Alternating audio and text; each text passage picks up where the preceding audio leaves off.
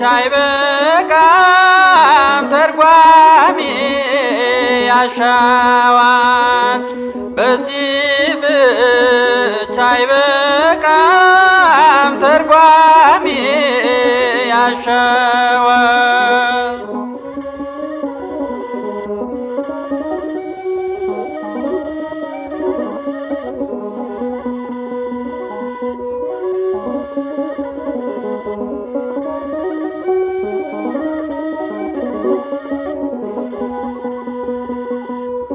እንደ ፈቃዳችን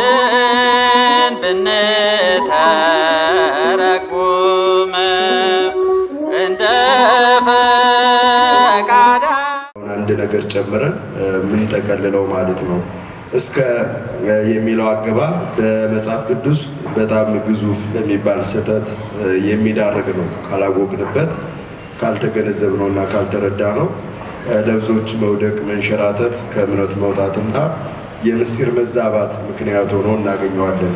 እሱን ነው ለማየት የምንሞክረው። እስከ የሚለው ቃል በመጽሐፍ ቅዱስ 3 ዋና ዋና ጉዳዮችን ይዞ ይገኛል። ስንት ጉዳዮችን አልኳችሁ? አንደኛው ፍጻሜ ላለው ነገር የተነገረ ነው። ሁለተኛው ፍጻሜ ለሌለው የተነገረ ሲሆን ሶስተኛው አግቢ ወይም አውጪ ይባላል። እኛው ራቅ ይላችኋል ይመስለኛል። እነዚህን በጥቂቱ በጨረፍታ እናረጋቸዋለን።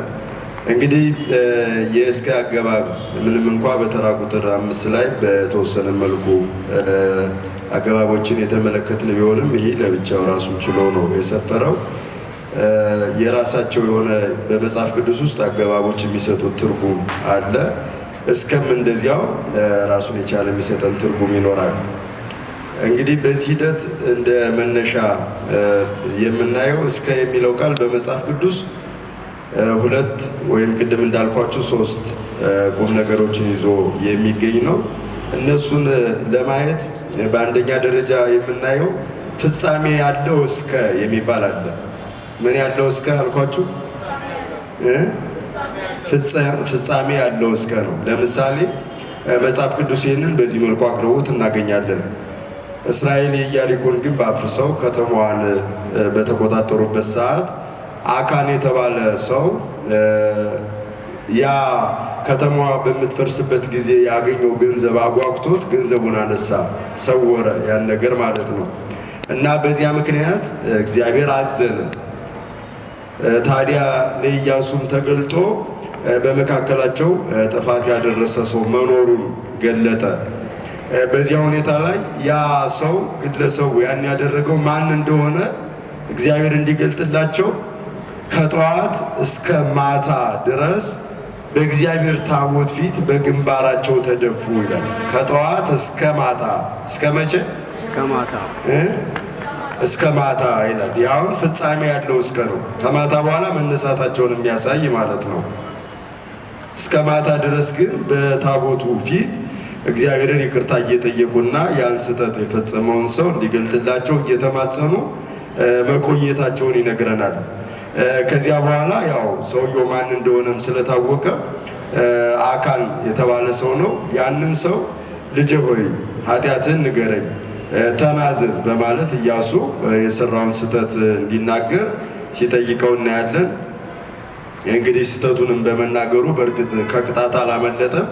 እግዚአብሔርን በማሳዘኑ እግዚአብሔርን በሕዝቡ ላይ እንዲያዝን በማድረጉ ይህ ሰው ተቀጥቷል። ዋናው የኛ ርዕሰ ጉዳይ የእሱ መቀጣት አለመቀጣት አይደለም። ከጠዋት እስከ ማታ ድረስ ከጠዋት እስከ ማታ የሚለውን ነው የምንይዘው ማለት ነው። ከጠዋት እስከ ማታ ድረስ በታቦቱ ፊት በግንባራቸው ድፍት ብለው መዋላቸውን ሰግደው መዋላቸውን ሲያመለክት ከዚያ በኋላ መነሳታቸውን ግን ያመለክታል ማለት ነው። ፍጻሜ ያለው እስከ ይባላል። ግን ከዚያ በኋላ ለታቦት አልሰገዱም ማለት ደግሞ ሊሆን አይችልም። የዚያን የዕለቱን የቀኑን ያንዱን ቀን በዚያ መልኩ ውሏቸውን የገለጠበት ሆኖ እናገኘዋለን። እንዲሁ በሌላኛው የመጽሐፍ ክፍል ላይ ስናነብ በማቴዎስ ወንጌል ምዕራፍ 2 ከቁጥር 15 ድረስ እስከ ቁጥር 15 ያለውን ስናነብ ወደ ግብፅም ሄዶ ሄሮድስ እስኪሞት ድረስ በዚያ ኖረ። ሄሮድስ እስኪሞት ምን እስኪል አለ? እስኪሞት። ይሄ የእስከ ትርጉም ነው። ሄሮድስ ከሞተ በኋላ ከምድረ ግብፅ መመለሱን፣ ሄሮድስ እስኪሞት ግን በግብፅ መኖሩን ይነግረናል። ጌታችንን ማለት ነው። ያው ፍጻሜ ያለው እስከ ይባላል። ሄሮድስ እስከ ሞተ ድረስ ነው እዚያ የቆየው ጌታችን። እመቤታችን ጌታችንን ይዛ ከአረጋዊው ከዮሴፍ ከሰሎሜ እንዲሁም ከጌታችን ጋር በምድረ ግብፅ የቆየችው ሄሮድስ እስከ ሞተበት ጊዜ፣ ከዚያ በኋላ መመለሳቸውን የሚያስረዳ ይህ ፍጻሜ ያለው እስከ ይባላል። ምን ያለው እስከ? ፍጻሜ ያለው ማለት ነው። እና እንደዚህ አይነት አሻሚ የሆኑ ኃይለ ቃሎችን ስናይ ፍጻሜ ያለው ነው ወይስ ፍጻሜ የሌለው የሚለውን ለመለየት የእስከን አገባብ በጥቂቱም በሆኑ መመልከት መረዳት ጠቀሜታ ይኖረዋል። ሌላኛው እንዲሁ በዚሁ የመጽሐፍ ቅዱስ ክፍል የምናገኘው ሁለተኛ ነገሥት ምዕራፍ 16 ቁጥር 6 ላይ ለእስራኤልም እስከታየበት ቀን ድረስ በምድረ በዳ ኖረ ይላል። የሉቃስ ወንጌል ምዕራፍ 1 ቁጥር 80 ያለ ለእስራኤልም እስከታየበት ቀን ድረስ በምድረ በዳ ኖረ።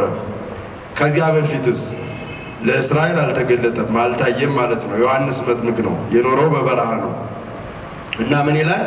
ወልቀ ሕፃን ወጸና በመንፈስ ቅዱስ፣ ሕፃኑም አደገ በመንፈስ ቅዱስም ጠነከረ፣ ለእስራኤል እስከታየበት ቀን ድረስ በበረሃ ኖረ ይላል። እስከታየበት ቀን ድረስ ይሄ ፍጻሜ ያለው ነው። እስከታየበት ድረስ በበረሃ ተሰውሮ እንደኖረ፣ በታየበት ጊዜ ግን እንደተገለጠ፣ ከዚያ በኋላ መሶሩ በበረሃ መኖሩ እንደቀረ፣ ለማስተማር በሕዝቡ መካከል መመላለስ እንደጀመረ ያስረዳናል ማለት ነው። በመጽሐፈ ነገሥት የተጻፈው ኤዶማውያንም ወደ ኤላን መጥተው እስከ ዛሬ ድረስ ተቀምጠዋል ይላል። እስከ ዛሬ ድረስ ነው የሚለው። ያም ማለት ይህ መጽሐፍ ቅዱስ እስከሚጻፍ ድረስ በዚያ ስፍራ መኖራቸውን የሚገልጥ ነው። ነገር ግን ከዚያ በኋላ ጠፉ፣ አልኖሩም ማለት ላይሆን ይችላል። ከዚያ በኋላም ሊኖሩ ይችላሉ። ግን ይህ መጽሐፍ ቅዱስ በሚጻፍበት በተለይም መጽሐፈ ነገሥት እስከተጻፈበት ዘመን በዚያ ምድር ላይ እነዚያ ሰዎች ይኖሩ እንደነበረ ያመለክተናል። ከዚያ በኋላ ጠፉ፣ አልነበሩም የሚል ግን ሊሆን እንደማይችል ከግምት ውስጥ ማስገባት ያስፈልጋል። አሁንም ይህን አይተን ወረድ ስንል ሌላ አንድ የኃይለ ቃል እናገኛለን። ቴዎፍሎስ ሆይ ኢየሱስ የመረጣቸውን ሐዋርያት በመንፈስ ቅዱስ ካዘዛቸው በኋላ እስካረገበት ቀን ድረስ ይላል። ምን እስካለበት ቀን? እስካረገበት ቀን ድረስ ያደርገውና ያስተምረው ዘንድ ስለጀመረ ሁሉ መጀመሪያውን ነገር ጻፍኩልህ። እስካረገበት ድረስ ያስተማረውን ጻፍኩልህ ይለዋል።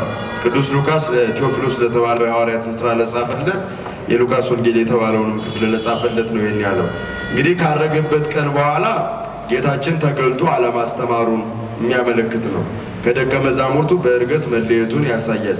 እስከዚያ ቀን ድረስ ያስተማረውን ደግሞ ሉቃስ ለቴዎፍሎስ የጻፈለት በዝርዝር የተረከለት መሆኑን የሚያስረዳ ፍጻሜ ያለው እስከ መሆኑን እናያለን ማለት ነው። በሐዋርያት ሥራ ምዕራፍ 1 ከቁጥር 1 እስከ 2 የኃይለ ቃል ተመዝግቦ እናገኛለን። እነዚህን መሰል ኃይለ ቃላት በእስከ አገባብነት ተመስርተው ያሉ ቃላት ፍጻሜ ያላቸው እስከ ይባላሉ። ምን ያላቸው እስከ? ፍጻሜ ያላቸው እስከ። በዚህ ውስጥ እንደተረዳ ነው እስከ የሚለው የጊዜ ገደብ መግለጫ ቃል ፍጻሜ ላገኙ ሁኔታዎች መግለጫነት የገባ መሆኑን ነው። እኔ እስከ 2015 ድረስ ኬንያ ነበርኩ ቢል አንድ ሰው ከዚህ በኋላ ከዚህ ቦታ መልቀቁን ወደ ሌላ ሀገር መንቀሳቀሱን ያመለክታል። ፍጻሜው እዚህ ሀገር የነበረበት ፍጻሜ እስከ መቼ ነው ማለት ነው? እስከ 2015 እስከ ፍልሰታ ድረስ ነበርኩ ቢል እኔ አሁን ከነሐሴ 1 እስከ ነሐሴ 30 እዚህ ኬንያ ነበርኩ ብል ከዚያ በኋላ መሄዴን ፍጻሜውን ያሳያል ማለት ነው። መጨረሻ ያለው መሆኑን ያመለክታል። እና ይሄ ፍጻሜ ያለው እስከ በመባል ይታወቃል።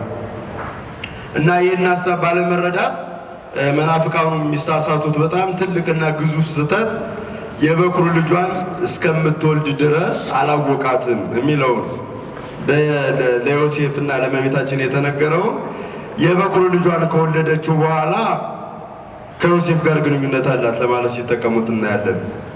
ያ እስከምትወልድ ድረስ አላወቃትም የሚለው ሐሳብ ግን ፍጻሜ ያለው እስከ አይደለም፣ ፍጻሜ የሌለው እስከ ነው። እስከ መጨረሻው እመቤታችን ከዮሴፍ ጋር፣ ዮሴፍ ከእመቤታችን ጋር ግንኙነት የሌለው መሆኑን የሚገልጽ እስከ ነው። ፍጻሜ የሌለው እስከ ይባላል። ያኛው ምን የሌለው እስከ አልኳችሁ? ፍጻሜ የሌለው እስከ ነው። እና ፍጻሜ የሌለውን እስከ ፍጻሜ ላለው ነገር ከተጠቀሙት ሚስጥር ያዛባል፣ ነገር ያበላሻል ማለት ነው። እና ፍጻሜ ያለው ነው የሌለው የሚለውን አውዱን በደንብ ጥንቅቅ አድርጎ መመልከት ያስፈልጋል። በሉቃስ ወንጌል በማቴዎስ ወንጌል ምዕራፍ 1 ላይ ስለ እመቤታችን የተጻፈውን እስከ ሚለውን አገባብ በተሳሳተ መልኩ በመተርጎም ነው መናፍቃኑ ለስህተት የሚዳረጉት ማለት ነው። እና የመናፍቃኑን ስህተት ለመመለስ ራሳችንን ደግሞ ከስህተት ለመጠበቅና ከስህተት ውስጥ ራሳችንን ለማውጣት ይህን የእስከን አገባብ በደንብ ለይቶ መገንዘቡ በጣም ጠቀሜታ አለው ማለት ነው። እና አሁን እስከ ፍጻሜ ያለውን በእነዚህ ጥቂት ማስረጃዎች ካየን ፍጻሜ የሌላቸውን ፍጻሜ የሌለው እስከሚባለውን ደግሞ እንየው።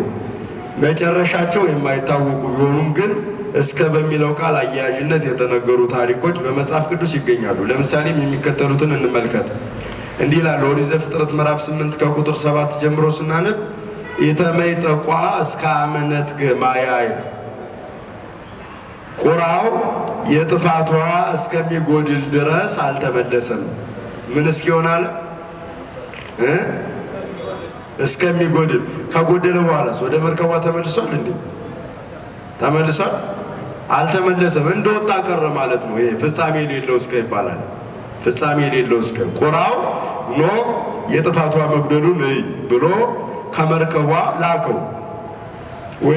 ወኢተመይጠቋ እስከ አመነት ገማያይ ወይቤ ለፌ ወለፌ ቁራውም ወጣ የጥፋቷ እስከሚጎድል ድረስ ወዲያና ወዲህ ይበር ነበር ይላል። በጠቅላላው ከመርከቧ እንደወጣ መቅረቱን የሚነግር ፍጻሜ የሌለው እስከ ይባላል። የጥፋቷ እስከሚጎድል ድረስ አልተመለሰም ይላል። ከዚያ በኋላ ተመለሰ ማለት አይደለም። እንደወጣ መቅረቱን የሚናገር እስከ ነው። ይሄ ፍጻሜ የሌለው እስከ ይባላል። ምን የሌለው አልኳችሁ? ይህን አሁን እስከዚያ ነው ወዲያና ወዲህ ሲል የቆየው ብለን ወደ ኋላ የጥፋቷ ከጎደለ በኋላ ወደ መርከቧ ተመልሷል እንዳንል፣ በመርከቧ ውስጥ ያሉትም የጥፋቷ ከጎደለ በኋላ ምን ሆነዋል? ከመርከቧ ወጥተዋል። እንኳን እሱ ሊመለስ ማለት ነው። እንኳን እሱ ሊመለስ። ስለዚህ ይሄ ፍጻሜ የሌለው መሆኑን የምንረዳበት እስከ አገባብ ማስረጃ ነው። ሌላ በሁለተኛ ሳሙኤል ምዕራፍ 6 ከቁጥር 23 ላይ እንዲህ የሚል ኃይለ ቃል ተጽፎ እናገኛለን። የወለደት ሜልኮል እስከ አመ ሞተት፣ ሜልኮል እስከምትሞት ድረስ አልወለደችም ይላል። ምን እስክትላለ? እና ይሄ አሁን እስከምትሞት አልወለደችም ሲል ከሞተች በኋላ ወለደች ማለት ሊሆን ይችላል? ይሆናል? አይሆንም። ምክንያቱም ሰው ከሞተ በኋላ መውለድ አይችልም። በከርሰ መቃብር ነው የሚኖረው። እስከ ሞተች በኋላ ነው ያለው። በእስከን የተነገረው ግን ይሄ ፍጻሜ የሌለው እስከ ጭራሹን ሜልኮል እስከ ዕለተ ሞቷ ሳትወልድ የቀረች እንዲያው ጭራሹን ልጅ የሌላት መሆኑን የሚያስረዳ ነው። ከሞተች በኋላ መውለድ እንደማትችል ግልጽና ግልጽ የታወቀ ጉዳይ ስለሆነ ማለት ነው። እና ይህ ቁራው የጥፋቷ እስከሚጎድል አልተመለሰም፣ ሜልኮል እስከሞተችበት ቀን ድረስ ልጅ አልወለደችም ሲል ፍጻሜ የሌለው እስከ እንደሆነ የበኩር ልጇን እስከወለደች ድረስ አላወቃትም የሚለውም እንደዚህ ፍጻሜ የሌለው እስከ ይባላል። ከወለደች በኋላ አወቃት ማለት አይደለም። ፍጻሜ የሌለው እስከ ነው። ጭራሹን ከዮሴፍ ጋር ግንኙነት የሌላት በሀሳብ በስጋ በሕሊና ድንግል መሆኗን የሚያመለክት ሆኖ እናገኘዋለን። እና ይህን ሀሳብ የእስከን ትርጉም ባለመረዳት ነው ሰዎች የሚሳሳቱበት ማለት ነው። ፍጻሜ ያለው ፍጻሜ የሌለውን ለይቶ አለማወቃቸው ለዚህ በጣም ትልቅ ለገዘፈ ስህተት፣ በጣም ለጎላ ትልቅ ክህደት ይዳረጋል ማለት ነው። እና ይህን ማወቁ ራሳችንም ሌላውንም ከክህደት ከስህተት ለመጠበቅና ከጥፋት ትምህርት ለመጠበቅ የመጽሐፍ ቅዱስንም ደግሞ የአነጋገር የአጻጻፍ እንዲሁም ደግሞ የአነባበብ ያረዳድ መንገዱን በደንብ እንድንገነዘብ ያግዘናል ማለት ነው። ሌላም እንዲህ የሚል ኃይለ ቃል ተቀምጦ እናገኛለን። በቅዱስ ወንጌል የተመዘገበ ነው። በማቴዎስ ወንጌል ምዕራፍ 22 ቁጥር 24፣ በመዝሙር 109 ከቁጥር 1 እንዲህ ተመዝግቦ እናገኛለን። እግዚአብሔር ጌታዬን ጠላቶችን ለእግረ መረገጫ እስካደርግልህ ድረስ በቀኝ ተቀመጥ አለው። እንግዲህ እግዚአብሔር የሚለው እግዚአብሔር አብ ነው። ጌታዬን የሚለው ደግሞ ኢየሱስ ክርስቶስን ነው። ጠላቶችን ለእግር መረገጫ እስከ አደርግልህ ድረስ በቀኝ ተቀመጥ አለው ይላል። ጠላት የተባለው የመጀመሪያው ዲያብሎስ ነው። ሁለተኛው ሞት ነው። እነዚህን በእግረ እርግጥ በእጅ ጭብጥ አድርጌ እስካስገዛልህ በቀኝ ተቀመጥ አለው ይላል። ሞትና ሰይጣንና ሞትን ከገዛ በኋላ ኢየሱስ ክርስቶስ በአብ ቀኝ መቀመጡ ቀረ ማለት ነው ወይ? አይደለም፣ ሊሆን አይችልም። ምክንያቱም ያ ከሆነ ሞት ድል ከተነሳ ዲያብሎስ ከተሸነፈ በኋላ ጌታችን ባረገ በ8ኛው ዓመት ቅዱስ እስጢፋኖስ በድንጋይ እየተወገረ እየተደበደበ ሰማይ ተከፍቶ አየ። ኢየሱስንም በአብ ቀኝ ተቀምጦ አየሁት አለ ይላል። በአብ ቀኝ መቀመጡ የዘላለም ነው። እስከ የለው በእስከሚገደብ አይደለም። ነገር ግን እስካስገዛልህ ድረስ በቀኝ ተቀመጣለሁ በማለት ይነግረናል። ከዚያ በኋላ በቀኝ መቀመጡ ቀረ ማለት ግን አይደለም። ይሄ ፍጻሜ የሌለው እስከ ይባላል። ምን የሌለው እስከ? ይህንን በደንብ መለየት ነገሮችን የመጽሐፍ ቅዱስ ሀሳቦችን በደንብ ለመረዳትና ከስህተት ለመጠበቅ በጣም ትልቁም ነገር መሆኑን መገንዘብ ያስፈልጋል። እንግዲህ ጠላቶች የተባሉት እንዳልኩት ሰይጣንና ሞት ናቸው። እነሱ ድል በተነሱበት ጊዜ በአብ ቀኝ አለ። ከዚያም በኋላ በአብ ቀኝ ለዘላለሙ የሚኖር መሆኑን የሚገልጥ ፍጻሜ የለሽ እስከዚህ ጊዜ ድረስ ያልቃል የማይባል ፍጻሜ የሌለው እስከ መሆኑን በደንብ ያስረዳናል ማለት ነው። ከዚህ በተጨማሪ ሌሎችንም ጥቅሶችን በየመጽሐፍ ክፍል ውስጥ ማየት ይቻላል። የሰው ልጅ በእግዚአብሔር ቀኝ ቆሞ አየዋለሁ ብሎ እስጢፋኖስ የመሰከረው ከዚያ በኋላም ለዘላለሙ በአብ ቀኝ የሚኖር መሆኑን በደንብ የሚያስረዳን ስለሆነ በዚህ መልኩ በአግባቡ በደንብ አድርጎ መረዳቱ ጠቀሜታ ይኖረዋል ማለት ነው። ሌላኛው አውጭና አግቢ የሚባለው ነው። ሶስተኛው የእስከ አይነት አውጭና አግቢ። እስቲ በሉ አውጭና አግቢ በሉ። ለምሳሌ በሮሜ መልእክት ምዕራፍ 5 ስናነብ የምናገኘው አለ አይደለም? ምን ይላል?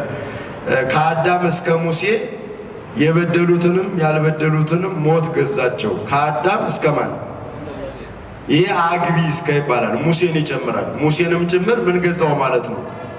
ሞት ገዛው ማለት ሞት ገዛው።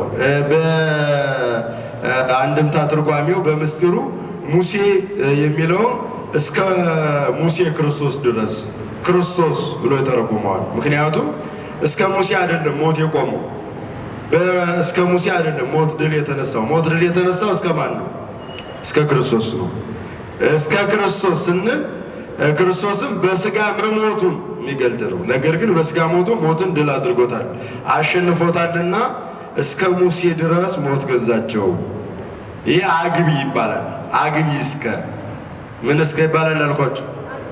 አግቢ እስከ ይባላል ማለት ሙሴ ጭምር ለሞት የተገዛ መሆኑን ባህር የከፈለው ጠላት የገደለው መና ያወረደው ደመና የጋረደው ሙሴ ሳይቀር ለሞት እንደተገዛ የሚያሳየን ነው። ከዚያ ሲያልፍ ክርስቶስም ሳይቀር በስጋ እንደሞተ የሚያመለክተን ነው ማለት ነው። ይሄ አግቢ እስከ ይባላል። አንዳንዴ እስከ አውጪ ሆኖ ያገለግላል። ለምሳሌ የጥፋቷ በዘነበ ጊዜ ኖህ ወደ መርከብ እስኪገባ ድረስ ይበሉ ይጠጡ ይጨፍሩ የነበሩትን የጥፋቷ መጥቶ ጠራርጎ አጠፋቸው ሲል አውጪ እስከ ይባላል። ኖህን አይጨምርም። ኖህ አብሮ አልጠፋም። ምን አይነት እስከ ነው አልኳቸው? ይሄ አውጪ ይባላል። ኖህን ሳይጨምር እስከ ከሌ ይላል፣ ግን እሱን አይጨምርም ማለት ነው። አንደኛው እስከ ከሌልና ያንን የሚጨምር ይሄ አግቢ የሚጨምረው አግቢ የሚተው ደግሞ አውጪ እስከ ይባላል። እና እንደዚህ አይነት ልማድ ስላለው መጽሐፍ ቅዱስ ይህንን በደንብ መለየቱ መጽሐፍ ቅዱስን እንድንረዳው እንድንገነዘበውና መተርጎም ካለበት አውድ ውጭ ተርጉመን እንዳንሳሳት አስተዋጽኦ ያደርጋል ማለት ነው። እና በዚህም መሰረት ነው የቤተክርስቲያን ሊቃውንት የወለደት ማነው እስከ መወለደት ወልደ ዘበኩራ የበኩር ልጇን እስክትወልድ ድረስ አላወቃትም የሚለው ኃይለ ቃል ፍጻሜ የሌለው እስከ ነው እስከ መጨረሻው እመቤታችን ድንግል መሆኗን የሚገልጽ ነው በማለት መጽሐፉን መሰረቱን ሳይለቅ ትክክለኛ አውዱን ሳይለቅና ምስጢሩ ሳይዛባ ስህተት ሳይጨመርበት በትክክል ተርጉመው ያስረዱናል። ያ የሚሆነው ዘይቤውን በአግባቡ ማወቅ መጠንቀቅና መረዳት ስለቻሉ ነው። ስለዚህ እኛም የዚህን ትርጉም ማወቃችን ሊቃውንት አባቶቻችንን እንድንከተል እነሱን እንድንመስልና መጻሕፍትን ከያዙት ፍሬ ሐሳብ ውጭ አጣመን ሌላ ሐሳብ መጻሕፍቱ ያላሉትን እንዳንል እንጠበቅበታለን ማለት ነው። ስለዚህ መጻሕፍት ያላሉትን በስተት ብለን ሌላ ስተት ውስጥ እንዳንወድቅ የሚጠቅመን ስለሆነ በዚህ መልኩ ይህን መገንዘብ ያስፈልጋል። ሌላውን እንደ ተጨማሪ የምናየው እስኪመረን ድረስ ዓይናችን ወደ አምላካችን ወደ እግዚአብሔር ነው ይላል። ምን እስኪለን አለ? ከማረን በኋላስ ዓይናችንን ወደ እሱ ቀና ማድረጋችን ይቆማል ማለት ነው። ኃጢአት ሰራን፣ ንስሐ ገባን፣ ለመን ነው፣ ተማጸን ነው፣ ስጋውን በላን፣ ደሙን ጠጣን፣ ምሕረት ተደረገልን ማለት ነው። ከዚያ በኋላ መጸለያችን፣ እጃችንን ማንሳታችን፣ ዓይናችንን ወደ እሱ ማንሳታችን ይቀራል? አይቀርም። ይሄ አሁን ፍጻሜ የሌለው እስከ ነው። ግን እስኪምረን ድረስ ብሎ እስከዚያ ብቻ የሆነ ይመስላል። እስከዚያ ብቻ ማለት ግን አይደለም። ብቻ የሚል ቃል የለውም። ከማረን ይቅር ካለንም በኋላ ይቀጥላል። ያ ድርጊት ፍጻሜ የሌለው እስከ ስለሆነ ማለት ነው። እስኪምረን ድረስ ዓይናችን ወደ አምላካችን ወደ እግዚአብሔር ነው። በመዝሙር 122 የተጻፈ ነው ይሄ እና ይኸውን ሲምረን ምሕረቱን ሲያደርግልን ወደ እሱ መለመናችን ይቀራል። እስከዚያ ብቻ እንለምነዋለን ማለት አይደለም። ከዚያም በኋላ እግዚአብሔርን መለመናችንን የማናቋርጥ መሆናችንን የሚያስረዳ ይልቁንም ዓይናችንን ወደ እሱ አንስተን እስኪምረን ድረስ ለምነ ነው ሲምረን ምስጋና ይዘን እንደምንመጣ የሚያመለክተን እንጂ ከዚያ በኋላ ምሕረቱን ካረገልን አንለምነውም፣ ፊቱ ላይ አንቆምም፣ ወደ እሱ አናይም ማለት አይደለም። እና መጽሐፍ ቅዱስን በደንብ ትኩረት ሰጥቶ ማንበብ ያስፈልጋል። ሊያስተላልፍ የፈለገውን መልእክት መረዳት፣ የንባቡን ሳጥን መክፈት ያስፈልጋል። የንባቡን ሳጥን ውስጥ የተቆለፈን ነገር ሳጥኑ እንደተቆለፈ ማየት አይቻልም። የመጽሐፍ ቅዱስንም ሐሳቡን ንባቡን ከፍተን ንባቡ የተሸከመውን ፍሬ ነገር ማየት፣ መረዳት፣ መገንዘብ ያስፈልጋል እና እነሱ በንባቡ ላይ የሚሮጡ በንባቡ ላይ የሚዘሉ አካላት ለስህተት የሚወድቁት ንባቡ የያዘውን ፍሬ ነገር ዋና ፍሬ መልእክት ስለሚረሱት ነው። ከዚያ ሲያልፍ በማቴዎስ ወንጌል ምዕራፍ 28 ከቁጥር 20 እንደ መደምደሚያ የምናደርገው ነው። ለእስከ ወናሁ አነ ይሄሉ ምስሌክሙ በኩሉ መዋዕል እስከ ህልቀተ ዓለም፣ እነሆ እኔ እስከ ዓለም ፍጻሜ ከእናንተ ጋራ እሆናለሁ ይላል። እስኪ በሉ እኔ በሉ እስከ ዓለም ፍጻሜ እስከ መቼ? ከእናንተ ጋራ እሆናለሁ። ከዚያ በኋላ ከኛ ይለያል ማለት ነው አይደለም። ከዚያ በኋላማ እንዲያውም እኛን እሱ ወዳለበት ይወስደንና አብረነው እንኖራለን። የረድኤት አይደለም፣ ሳናየው አይደለም፣ እያየነው ቅዱስ ቅዱስ እያልነው እኛ ከእሱ ጋር እሱ ከኛ ጋር የምንኖረው ከዚያ በኋላ ነው፣ ከዓለም ፍጻሜ በኋላ። ግን እስከ ዓለም ፍጻሜ ከእናንተ ጋር እሆናለሁ ሲል ፍጻሜ የሌለው እስከ ነው የተነገረ ለሐዋርያት ነው። ሐዋርያት እስከ ዓለም ፍጻሜ አይኖሩም። እስከ ዓለም ፍጻሜ የሚኖሩ አይደሉም። ዘመነ ሐዋርያት የሚባለው እስከ 100 ዓመተ ምህረት ያለው ነው። እስከ 100 ዓመተ ምህረት ያለው በዚያ ጊዜ በሞት አልፈዋል ሁሉ። እስከ ዓለም ፍጻሜ ከእናንተ ጋር እኖራለሁ ሲል በሐዋርያት ለምእመናን ለሁላችንም ለእግዚአብሔር ልጆች የተገባ ቃል ነው። ያም ሆኖ እስከ ዓለም ፍጻሜ ብቻ ማለት አይደለም። ከዚያ በኋላ አብሬያቸው አልኖርም አታገኙኝም ማለት አይደለም። እስከ ዓለም ፍጻሜ በዚህ ዓለም ስትኖሩ፣ ስታስተምሩ፣ ስታገለግሉ፣ ስትወጡ ስትወርዱ እኔ አብሬያችሁ እኖራለሁ። ከዚያ በኋላ ደግሞ እሱ እኛን ወስዶን ከእሱ ጋር የምንኖር መሆኑን በሌላኛው የመጽሐፍ ክፍል ነግሮናል እና ይህንን በአግባቡ መረዳቱ ጠቀሜታው በጣም ከፍና ጎላ ያለ ሆኖ እናገኘዋለን። ሌላኛው ከዚህ ከስጋ አገባብ ቀጥሎ ዛሬ በጨረፍታ እንድናየው የፈለግኩት የመጻሕፍት አንድ ልማድ አላቸው። በጣም በብዛት የሚገኝ ነው ይሄ ልማድ። ይህንን ማወቁ በጣም ጠቀሜታ አለው። ይህም ሀሳብ መናፍቃንን ለተሳሳተ አመለካከት የዳረገ ብዙ አይነት ስህተቶችን ተሸክመው እንዲኖሩ ያደረገ ሀሳብ ነው።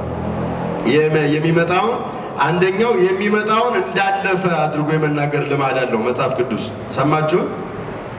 የሚመጣውን ምን እንዳለ እንዳለፈ አድርጎ የመናገር ልማድ አለው። ገና የሚደረገውን እንደተደረገ እንዳለፈ አድርጎ የመናገር ልማድ አለው። ያን ማወቅ ይጠቅማል። ለምሳሌ በመጽሐፍ ቅዱስ መዝሙር 21ን ስናነብ የተቀመጠው ኃይለ ቃል ይህንን በደንብ ያስረዳል። ምን ይላል? ኃይለ ቃሉ እንዲህ በማለት ነው ተመዝግቦ የምናገኘው። ልብሶችን ቀሚሶችን ለራሳቸው ተካፈሉ፣ አጥንቶችን ቆጠሩ ይላል።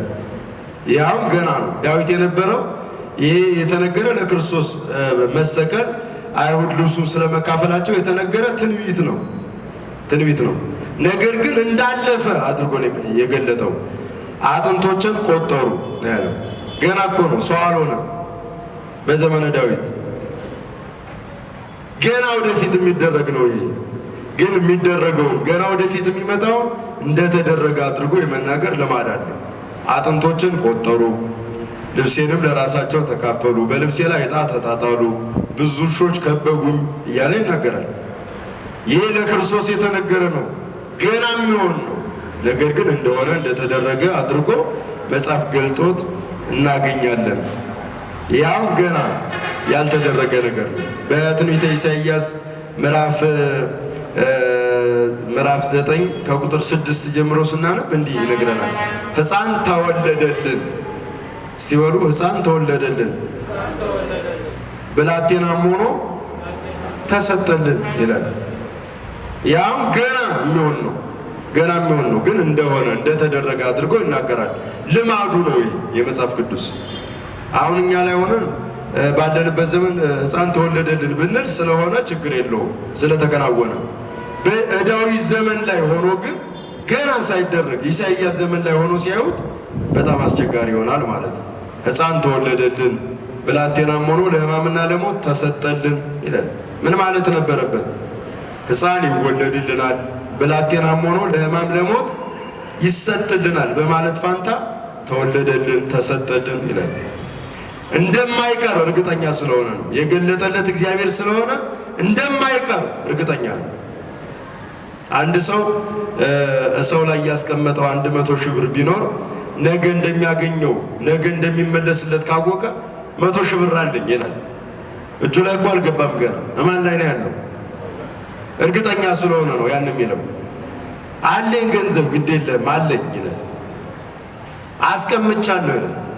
ያለው ግን ሰው እጅ ላይ ነው። እንደዚያ እርግጠኛ ሲሆን ሰው ያን እንደሚል ይህም ነገር እርግጠኛ የማይቀር ስለሆነ ገና ወደፊት የሚወለደውን ሕፃን ተወለደልን፣ ብላቴና ሆኖ ለሕማም ለሞት ተሰጠልን እያለ ይናገራል ማለት ነው። ይሄ ገና የሚደረገውን እንደተደረገ የሚመጣውን እንዳለፈ አድርጎ መናገር የመጽሐፍ ቅዱስ ልማድ ነው። ይህን ልማዱን ስናውቅ መጽሐፍ ቅዱስን በደንብ መረዳት እንችላለን ማለት ነው።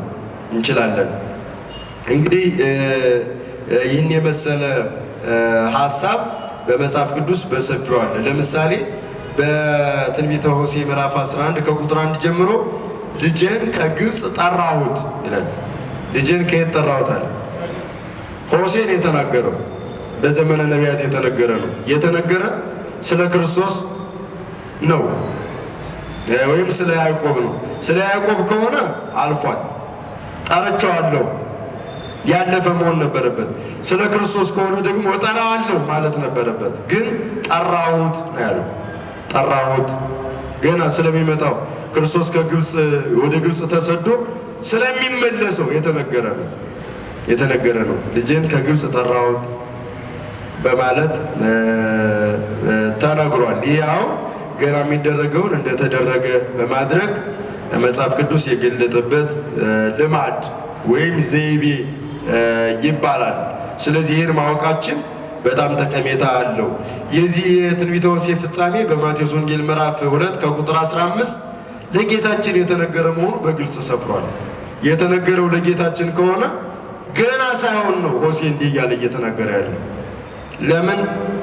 የሚመጣውን እንዳለፈ አድርጎ የመናገር ልማድ ስላለው ነው። መጽሐፍ የመናገር ልማድ ስላለው ነው። ክርስቶስ ራሱ እንዲል ነበር የሰውን ልጅ ይሰቅሉታል፣ ይገሉታል። ምን ይሉታል? ይሰቅሉታል፣ ይገሉታል። ይህ እንኳ ወደፊት የሚደረግ ስለሆነ ትክክለኛው አነጋገር ነው። ነገር ግን በትንቢተ ኢሳይያስ ምዕራፍ 53 የተጻፈው አለ። ከቁጥር 6 ጀምሮ ስናይ በእውነት ደዌያችንን ተሸከመ ሕማማችንን ተቀበለ ይላል። ማለት የነበረበት እንዴት ነው? ደዌያችንን ይሸከማል፣ ሕማማችንን ይቀበላል። ይሄ ሊፈጸም ገና 700 ዓመት አለዋ። ወደፊት የሚደረግ ነው። ግን ወደፊት ገና ሊደረግ 700 ዓመት የቀረውን እንደተደረገ እንደተፈጸመ እንዳለፈ አድርጎ በኃላፊ አንቀጽ ሕማማችንን ተሸከመ ደዌያችንን ተቀበለ በእርሱ ቁስል እኛ ምን አለ ተፈወስን ይላል። እንፈወሳለን በማለት ፋንታ ማለት ነው። ገና ክርስቶስ ሰው ሳይሆን ነው ይህን እያለ ያለው። ግን የማይቀር ስለሆነ በእርግጠኝነት ወደፊት የሚመጣውን እንዳለፈ እያደረገ የመግለጥ ልማድ አለው። ይህንን በደንብ መረዳቱ በተለይ በነገረ ክርስቶስ ትምህርት ውስጥ ስህተት ላይ እንዳንወድቅ ከፍተኛ አስተዋጽኦ የሚያደርግ ነው። ይሄ እንደ ቀላል ነገር እንዳታዩት፣ ትኩረት ሰጣችሁ ልትመረምሩት ይገባል። አንደኛው የሚመጣውን እንዳለፈ መናገር ነው። ሁለተኛው ያለፈውን እንደሚመጣ ገና እንደሚመጣ አድርጎ መናገር ሌላኛው የመጽሐፍ ቅዱስ ልማድ ነው። የተደረገውን እንደሚደረግ፣ ያልተደረገውን ወደፊት የሚደረገውን እንደተደረገ፣ የተደረገውን ደግሞ ገና እንደሚደረግ አድርጎ የመናገር ልማድ አለው። አሁን ይህንን አለመረዳታቸው ነው መናፍቃን ስህተት ውስጥ የሚከታቸው። በተለይ ኢየሱስ አማላጅ ነው ይማልዳል ሚል ገጸ ንባብ ይማልዳል ማለት ይሄ ያለፈውን ነው ይማልዳል እያለ የተናገረው። በዕለተ ዓርብ በጌቴሴማኒ ተንበርክኮ እቺ ጽዋ ከኔ ትለፍ መስቀል ላይ ሆኖ አባቶ የሚያደርጉትን አያውቁትምና ምን በላቸው። ያለፈ ነው፣ የተደረገ ነው። የተደረገውን እንደሚደረግ አድርጎ መጽሐፍ የመግለጥ ልማድ ስላለው ሊማልድ ለዘላለሙ ሊማልድ ይኖራል የሚለውን ቃል ወደፊት አማላጅ የሚሆን መስሏቸው ይናገሩታል። ይህ ያለፈ ነው፣ የተደረገውን ነው እንደሚደረግ አድርጎ የነገረን መጽሐፍ ቅዱስ ማለት ነው። ያንን በደንብ መገንዘብ ያስፈልጋል። በሐዋርያት ሥራ የምናገኘው ሌላ ኃይለ ቃል አለ። ማን ነው? በይሁዳ መልእክት ያው ምዕራፍ 1 ነው ታውቁታላችሁ። እንዲሁም እንደነርሱ ዝሙትን ያደረጉና ሌላን ሥጋ የተከተሉ ሰዶምና ገሞራ በዙሪያቸውም የነበሩ ከተማዎች በዘላለም እሳት እየተቃጠሉ ምሳሌ ሆነዋል ሲል የተናገረውን ብናጤ ነው። ድርጊቱ ከተፈጸመ ከሺህ ዓመታት በሺህ የሚቆጠር ዓመት ያለው ነው። ይሄ ጊዜያት ያለፉት ነው። ቢሆንም ግን ገና እንደሚፈጸም ገና እንደሚሆን አድርጎ የገለጠው ማለት ሰዶምና ገሞራ ላይ ኃጢአት በደል የፈጸሙ አካላት ቅድመ ልደተ ክርስቶስ ጠፍተዋል አይደለም? እነዚህ አካላት በክርስቶስ ሰው መሆን ድነዋል አልዳኑ? ድነዋል። ግን ለዘላለሙ እንደሚቃጠሉ አድርጎ ተናግሮታል። ያለፈውን ቅጣታቸውን ወደፊት እንደሚደረግ በማድረግ ይናገራል። ይሄ ልማዱ ነው፣ የመጽሐፍ ቅዱስ ልማዱ ነው። ይህንን ልማዱን ካላወቅ በቃ ሰዶምና ገሞራ ወደፊት ለዘላለም እሳት ሲኦል ውስጥ ይገባሉ ማለት ነው፣ ገሃነም ይገባሉ ማለት ነው የሚል ውስጥ ሌላ ፍልስፍና ሀሳብ ውስጥ ያስገባል ማለት ነው። ያ እንዳይሆን የተደረገውን ቅጣት ገና የተደረገውን እንደሚደረግ አድርጎ መጽሐፍ ቅዱስ የመግለጥ ልማድ ያለው መሆኑን በደንብ መግለጥ ያስፈልጋል። እንዲሁም ከዚህ በተጨማሪ ሐዋርያው ቅዱስ ጳውሎስ ቅድም ያነሳሁት ነው፣ ስለ እነርሱም ሊያማልድ ዘወትር በሕይወት ይኖራልና ይላል ዕብራውያን 7:23 ስለ እነርሱም ምን ሊል ነው ያለ? ሊያማልድ አሁን የተደረገው ገና እንደሚደረግ አድርጎ የገለጠበት ሐሳብ ነው። የተደረገው ነው እንጂ ከዕለተ ስቅለት በኋላ ግብረ ዘወሀብከኒ ፈጸምኩ የሰጠኝን አደርገው ዘንድ የሰጠኝን ስራ ጨረስኩ እነሆ ሁሉ ተፈጸመ ካለ በኋላ የሰውነት ስራ ይሰራል ማለት አይደለም። ተገልጦ የሰውነት ስራ ነው። ሲጀመር አማላጅነት የሰውነት ስራ ነው። በምድር ላይ ሳለ ያን ያደረገው በአዳም ተገብቶ ሰውን ወክሎ ነው። በእርግጥ ድህነቱ የተፈጸመልን በዚህ አይደለም። የዳነው በአማላጅነት ነው እንዴ? በአማላጅነትማ የሚዳን ይሆን ኖሮ ብዙ አማላጆች በምድር ላይ እኮ ነበሩ። አማላጅነት ተጨማሪ አጋዥ ነው እንጂ ለድህነት መደበኛ አይደለም። አጋዥ ነው፣ ተጨማሪ ነው። ክርስቶስ ያን ያደረገው ፍጹም ሰው እንደሆነ ለማስረዳት ፍጹም ሰው በመሆኑ የሰውን ስራ ሰራ ስለተባለ የሰውን ስራ ለማድረጉን የሚያስረዳን ሲሆን ከዚያ ውጭ መከራ ፈተና በበዛ ጊዜ ወደ እግዚአብሔር እንድንጮህ የተግባር ትምህርት ሊያስተምረን ያደረገው እንጂ ለድህነታችን የተደረገ አይደለም። ምልጃው ልመናው በእንባ ሆኖ የጸለየው ጸሎት የዳነው በዚህ አይደለም። በዚያ ድነንማ ቢሆን መሰቀል ባላስፈለገውም ነበር። ደሙን ማፍሰስ ስጋውን መቁረስ ባላሻው ነበር። ያ አይደለም። ያ የአርአያነት ነው። ምልጃን ጸሎትን ለሰው ልጆች አስተምሮ የሰው ልጆች ያን እያደረጉ የሚኖሩ መሆኑን በተግባር ለማስተማር እንጂ መዳናችን የተፈጸመው በተቆረሰው ስጋው በፈሰሰው ደሙ መሆኑ ግልጥ ነው። አሁንም ግን ሞኞች ወደፊት ስለነርሱ ሊያማልድ ይኖራል ብለው እሱን አማላጅ ማለት ፍጡር ሲያደርጉት እናያለን። ይህ መጽሐፍ ቅዱስን ጠባይ ዘዴ ወይም ዘይቤውን ካለመረዳት የመነጨ ነው። ስለዚህ ይህንን እንድትገነዘቡት ለማለት ነው። ስለዚህ አሁን በመጽሐፍ ቅዱስ ያማልዳል የሚል ገጸ ንባብ ብታገኙ ያለፈውን የተናገረው እንጂ ከዕለተ ዓርብ ከስቅለት በኋላ ያን ይሰራል ማለት አይደለም። አርገ በስብሐት ውስተ ሰማያት በክብር በምስጋና በጌትነት ወደ ሰማይ አረገ፣ በአባቱም ቀኝ ተቀመጠ። እናስ ተቀመጠ እኮ ነው የሚለው። ማማለድ መቆምን ነው የሚያሳየው። መቀመጥ ባለስልጣንነትን ዙፋን ያለው ገዢ መሆኑን የሚያሳይ ነው። ተቀመጠ ነው የሚለው። ምልጃ ቆመው ነው። ካህናቱ በቤተ መቅደስ ቆመው ነው የሚማልዱት የሚለምኑት። ስለ ዝናሙ እንማልዳለን፣ ስለ በደሉ ወገኖቻችን ስለታሰሩት እንማልዳለን። ቁጭ ብለው ነው እንደሚሉት ነው ወይስ ተኝተው ነው የሚሉት? ቆመው ነው። መቆም ማለት ማማለድ ያን ያመለክታል። በአባቱ ቀኝ ቆመ አይደለም የሚለው። በአባቱ ቀኝ ምን አለ? ተቀመጠ ማለት የባህሪ ስልጣኑን ጌትነቱን ፈራጅነቱን የሚገልጥ ነው። በዙፋኑ ላይ መቀመጡን የሚያሳየን ማለት ነው። እና ይህን ባለመገንዘብ አሁንም እንደቆመ እንደተገተረ እንደለመነ እንደተንበረከከ የሚኖር አድርገው ፍጡር ሲያደርጉት እናያለን። የመጽሐፉን ሀሳብ ባለመረዳት መጽሐፉን አውዱን አስለቅቀው እንደፈለጉ ሲያደርጉት እናያለን ማለት ነው። እና ይህ የመጽሐፉን ልማድ ካለመረዳት የመነጨ መሆኑን በደንብ መገንዘብ ያስፈልጋል። ምክንያቱም ያንም ቢሆን የለመነው የጸለየው የአርአያነት እንጂ መስዋዕት ራሱ አቅራቢ ራሱ ተቀባይ፣ ራሱ መስዋዕት ነው፣ ራሱ አቅራቢ ነው፣ ራሱ ደግሞ መስዋዕት ተቀባይ ነው። ከአባቱ ጋር ከባሕርይቱ ከመንፈስ ቅዱስ ጋር ድነታችን በዚያ መልኩ የሆነ ነው እንጂ እነሱ እንደሚሉት አሁን ሊቀ ካህናት ነው ይላሉ። ምንድን ነው ይላሉ? ሊቀ ካህናት ነው ማለት በትክክለኛው አውድ ለካህናት ስልጣንን የሰጠ ስልጣነ ክህነትን ለጴጥሮስ ለተከታዮቹ ለሐዋርያት የሰጠ መሆኑን የሚገልጽ ነው። የአዲስ ኪዳን ክህነት መሰረቱ እሱ መሆኑን የሚያሳይ ነው እንጂ እንደ ሊቀ ካህናት ነው ካልን በዚህ በምድራዊ ሊቀ ካህናት አይን ከተረዳ ነው። ሊቀ ካህናት እኮ በዓመት አንድ ጊዜ ነው መስዋዕት የሚያቀርበው። በብሉይ ኪዳን ስንት ጊዜ ነው የሚያቀርበው? አንድ ጊዜ ነው። በየዓመቱ በዓመት ማለት ነው። እና ክርስቶስ በየዓመቱ ይሰቀላል፣ በየዓመቱ ደሙን ያፈሳል አይደለም። ስጋውን ቆርሷል። ምዕረሷ እርሶ አንድ ጊዜ ራሱን መስዋዕት አድርጎ ሰጠ ነው የሚለው። አንድ ጊዜ ወበሞቱ ሰዓራ ለኃጢአት አንድ ጊዜ በሞተው ሞቱ ኃጢአትን መርገምን ሻረ፣ አስወገደ። ጸጋን አደለ። ያን ያደለውን ጸጋ መናኘት፣ መስጠት፣ ማከፋፈል የሚችሉ ካህናትን ሾመ። እሱ ሊቀ ካህናት ይባላል።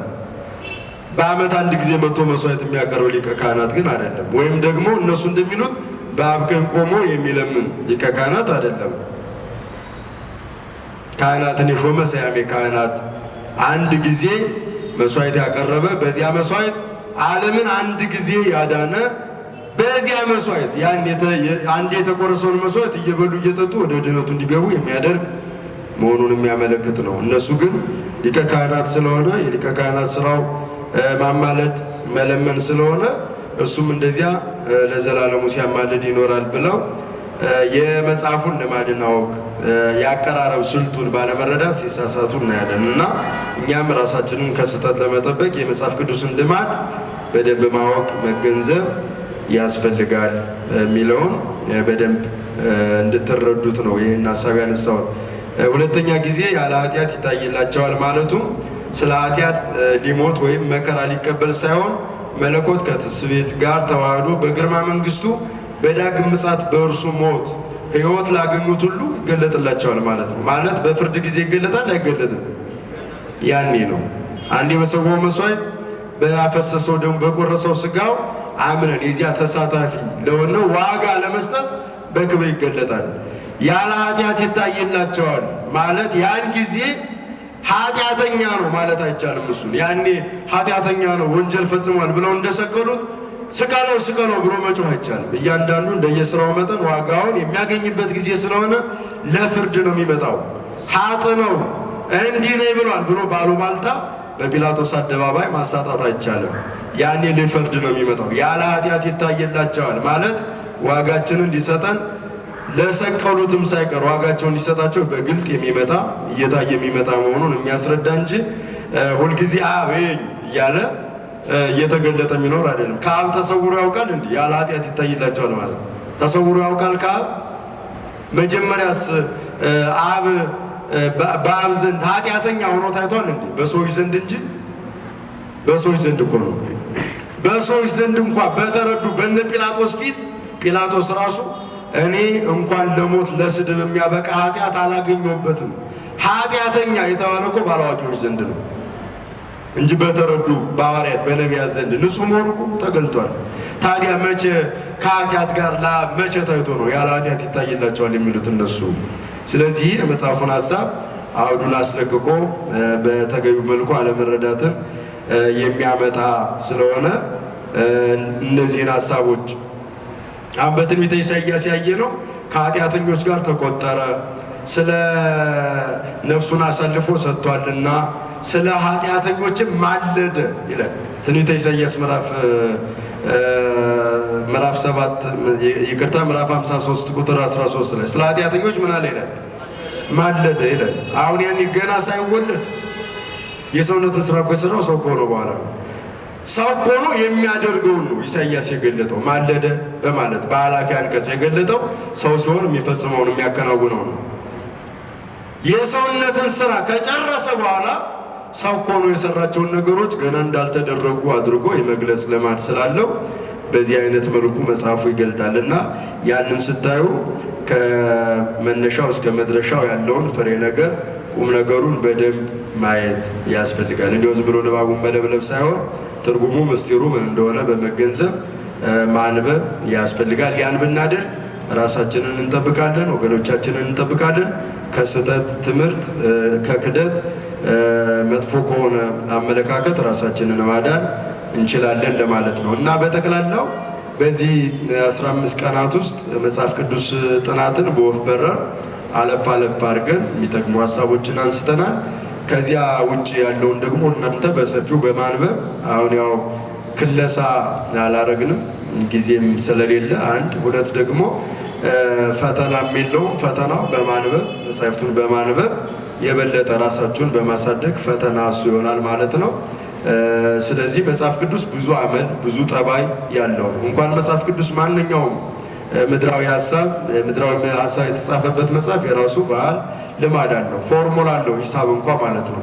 ሂሳብን ከፎርሙላ ውጭ ሰራለሁ ብትል እንደማይቻል መጽሐፍ ቅዱስንም ከልማዱ ከዘይቤው ካነጋገሩ ከተጻፈበት ስልት ከተጻፈበት ያረዳድ ስልት ወጥቶ መረዳት መገንዘብ ስለማይቻል አመሉን ጠባዩን ያጻጻፍ ስልቱን አንድ ነገር ሊገልጥ ሲፈልግ በምን አይነት መልኩ ሊገልጥ እንደሚችል ያለውን ጠባይ ገባ ብሎ ገለጥ እያደረጉ ማየት ማለት በደንብ ማንበብ መረዳት ያስፈልጋል እላችሁ ነው። ይሄ ለመነሻ ለመቀስቀሻ ያህል ነው በዚህ መልኩ የቀረበው።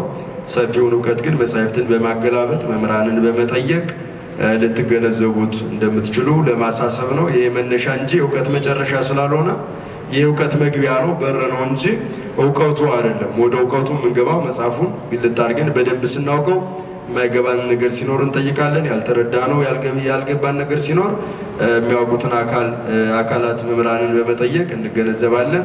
እንደዚያ በማድረግ ራሳችንን ከስህተት መጠበቅ የመጀመሪያው ነው።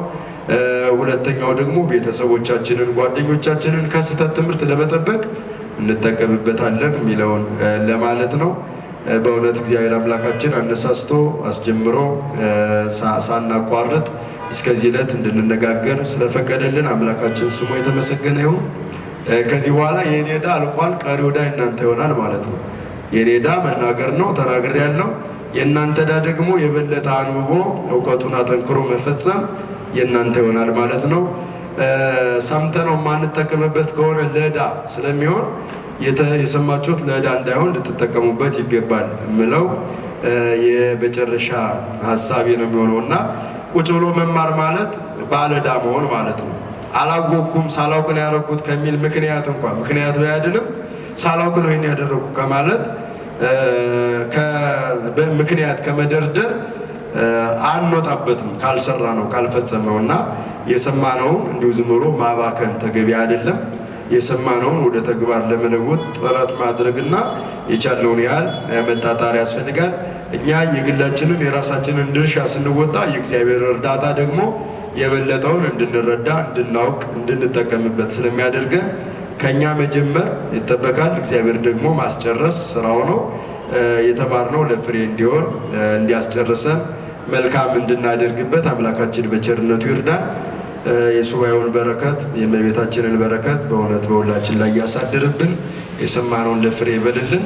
እንግዲህ ዛሬ ተምራችኋል። ሌላ ጊዜ ደግሞ እንዲሁ በሌላ መልኩ ልትማሩት ትችላላችሁ። አለቀ ማለት አይደለም። የመጽሐፍ ቅዱስ ጥናትም ሆነ መጽሐፍ ቅዱስ በተለያዩ መምህራን ቢገለጥ የተለያየ መልእክት ይኖረዋል። የተለያየ ቁም ነገር ሊተላለፍበት ስለሚችል በቃ እኔ ይህን ኮርስ ወስጄዋለሁ ተምሬዋለሁ ብላችሁ ከማንበብ ገለል እንዳትሉ። ሌላ ሰው ሊያስተምረው ቢልም ደግሞ ተምሬዋለሁ የዛሬ ዓመት ወስጄዋለሁ ብላችሁ ማስታወሻችሁን አጥፋችሁ እጃችሁን ሰብስባችሁ እንዳትወጡ። ቃለ እግዚአብሔር ዛሬ ተማርነው ነገ ቢሰጥ ሌላ አዲስ መልእክት ሊኖረው ስለሚችል በደንብ ለመስማት ጆሮን መክፈትና አእምሮን ማስፋት ከእናንተ ይህን ኮርስ ከተከታተላችሁ ይጠበቃል። እዚህም ያላችሁ በኦንላይንም ስትከታተሉ የነበራችሁላችሁም ይህ መልእክት ይመለከታችኋል፣ እንድትጠቀሙበት አሁንም አደራ እያልኩኝ አጽንኦት ሰጥቼ እዚህ ላይ ጨርሳለሁ። አነሳስቶ ያስጀመረን አነሳስቶ አስጀምሮ የሚያስፈጸመን አምላካችን ክብርና ምስጋና ይድረሰው። ሰላም አምሹ፣ ደህና አደሩ፣ ደህና ሰንብቱ። እንዴት ቆያችሁ? አሜን። እግዚአብሔር ስም የተመሰገነ ይሁን። ለመምህራችን ቃለ ሕይወት ያሰማልን፣ የአገልግሎት ዘመናቸውን ያርዝምልን፣ በዕድሜ በጤና ይጠብቅልን። እንግዲህ ከመጀመሪያው ጀምሮ እስከ መጨረሻው ድረስ የተከታተለ ፍሬያማ ነው የሚሆነው። ፍሬ እንደሚያፈራ ደግሞ ያስታውቃል። እንግዲህ በጥሩ ገበሬ የተዘራ ሳይበቅል ሳያፈራ አይቀርም አይደለም? እና እኛ ደግሞ መሬት ነን።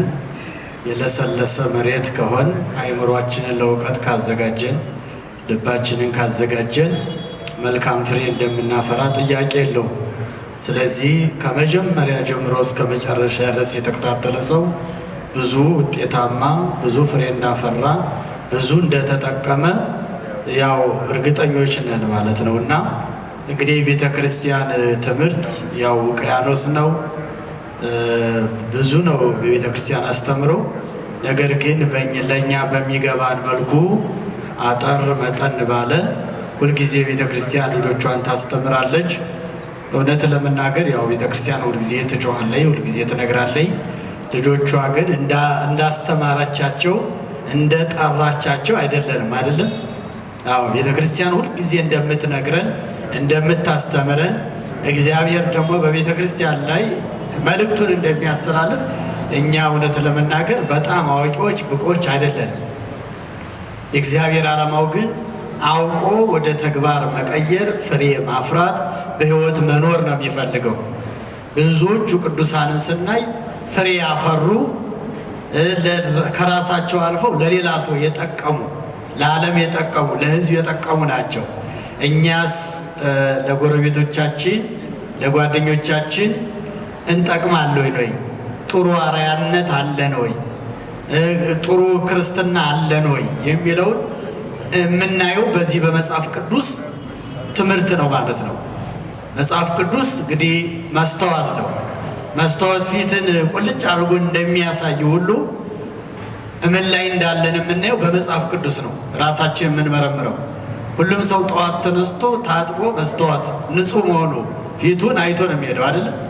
አዎ እንግዲህ ያ ሁሉ ጥንቃቄ ከሰው ጋር ስለሚሆን በሰው ዘንድ እንደው ተቀባይነት እንዳያጣ ነው። ያ ስጋዊ ነው። መንፈሳዊው ደግሞ የሚታየው በመጽሐፍ ቅዱስ ነው፣ በእግዚአብሔር ቃል ነው። ስለዚህ ያልተማረ የለም፣ ያልሰማ የለም። መምህሩ እጃችን ላይ ነው፣ ስልኩ ላይ ነው ያለው።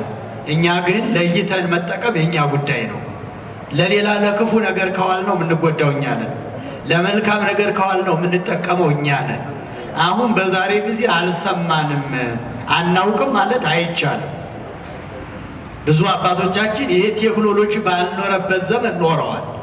በሕገ ልቦና የኖሩት መጽሐፍ ሳይጻፍ አስተማሪ ሳይኖር የነበሩት አባቶቻችን ምን ያህል ከእግዚአብሔር ጋር ቅርብ እንደነበሩ በመጽሐፍ ቅዱስ አይተናል። እኛ መጽሐፍ ቅዱስ አለን፣ ተጽፎልናል፣ መምህራኖች አሉ፣ ሁልጊዜ ቤተ ክርስቲያን ትነግረናለች። ነገር ግን እየተነገረን አልሰማም ካል ተጠያቂዎቹ እኛ ነን፣ የምንጠየቀው እኛ ነን። ስለዚህ ክርስቲያን ከራሱ አልፎ ለጎረቤቱ፣ ለወንድሙ፣ ለጓደኛው አርአያ መሆን ያስፈልጋል። አርአያ መሆን ሰውን የምንስበው በፍቅር ነው። ሰው የምናመጣው በትህትና ነው።